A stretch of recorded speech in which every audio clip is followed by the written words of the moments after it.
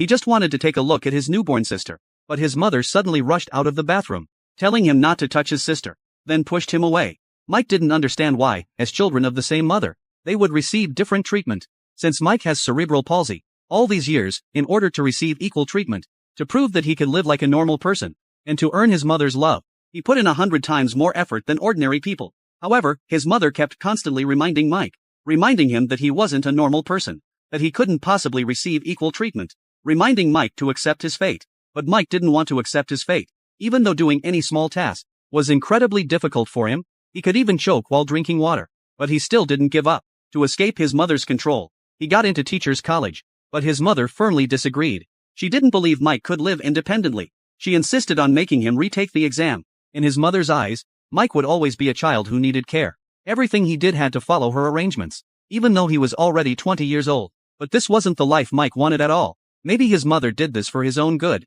but his mother never truly understood Mike's inner thoughts. Her actions made Mike feel like he was a burden, that his existence had no meaning or value whatsoever. But Grandma's appearance changed everything.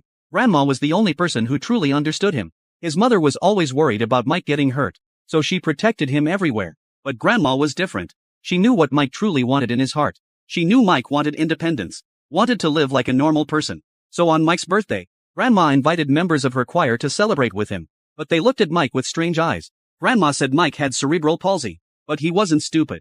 This was the first birthday Mike had celebrated in 20 years. For the past 20 years, his life had been arranged by his mother. Regular trips to the hospital for rehabilitation training. Every single thing was under her control. And this time he could finally be himself, even though he choked while drinking water. This was still the happiest day of Mike's 20 years. After it ended, Grandma took Mike home.